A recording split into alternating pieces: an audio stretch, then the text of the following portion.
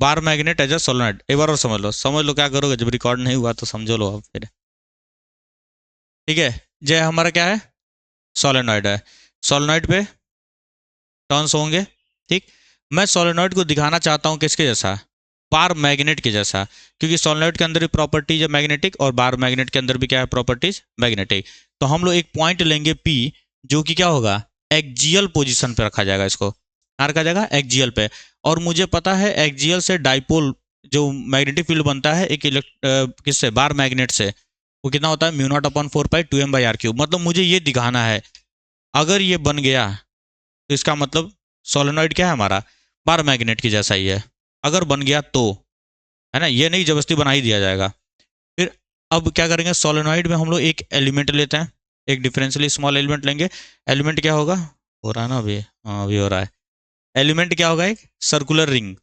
तो एक circular ring लिया जाएगा, क्योंकि पूरे कंप्लीट सोलेनॉइड से मैं इस पर्टिकुलर पॉइंट पे मैग्नेटिक फील्ड नहीं देख सकता मैं। ठीक है, इस पर्टिकुलर पॉइंट पे कंप्लीट सोलेनॉइड से नहीं देख सकता मैं।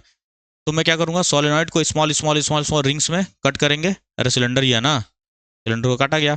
अब एक सर्कुलर लूप से कितना मैग्नेटिक फील्ड बनता है आर डिस्टेंस पे, उसका फॉर्मूला हम लोग पढ़े हैं, mu not an I A square D x.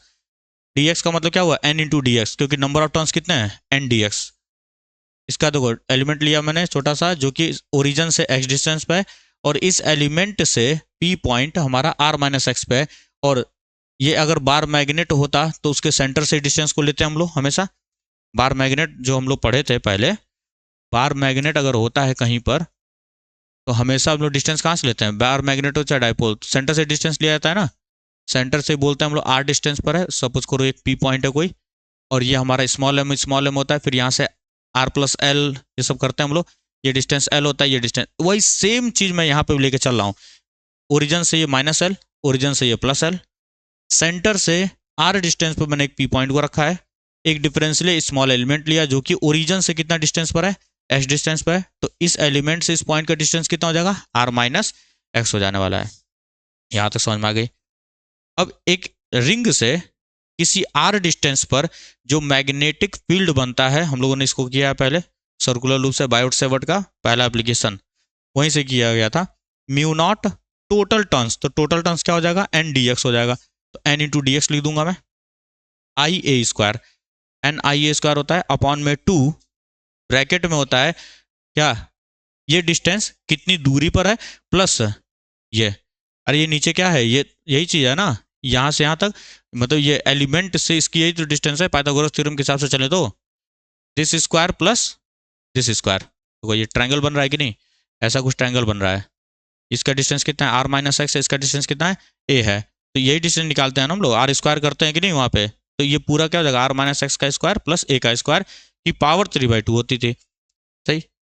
अब क्योंकि हमको पता है ये आर डिस्टेंस जो है ये स्मॉल एक्स और ए से बहुत बड़ा है कि नहीं है, बहुत बड़ा है। तो r is greater greater than x and r is greater greater than ए।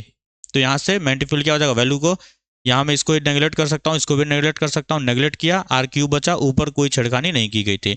अब मैं इसको इंटीग्रेट करूंगा, क्योंकि ये डिफरेंशियली स्मॉल क्या था हमारा मैग्नेटिक फील्ड है, सब बहुत छोटा एक एलिमेंट की वजह से। तो टोटल में निकालेंगे तो क्या करेंगे हम लोग, इंटीग्रेट करेंगे माइनस एल से प्लस एल तक।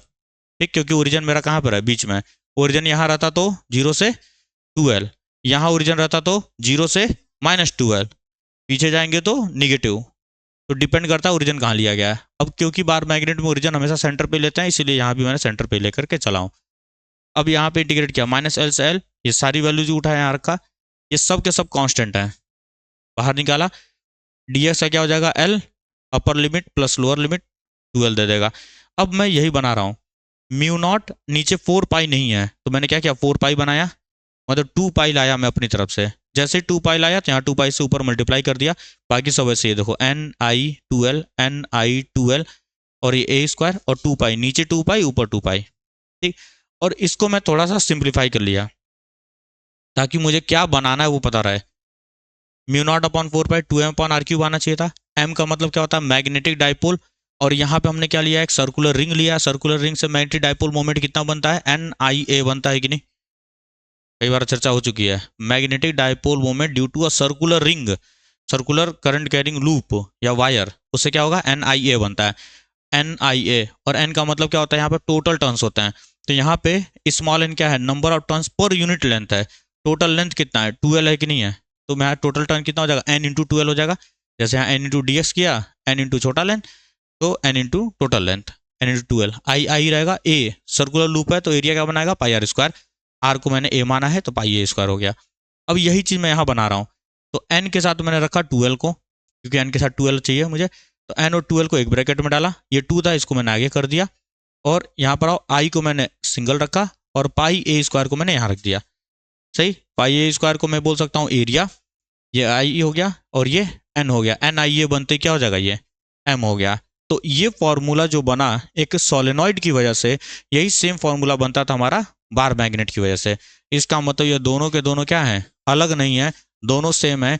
मीन्स बार मैग्नेट ही हमारा क्या है, सोलेनॉइड जैसा बिहेव कर सकता है, या सोलेनॉइड हमारा बार मैग्नेट के जैसा बिहेव कर सकता है। ठीक है, हो गया रिकॉर्ड अब, बस।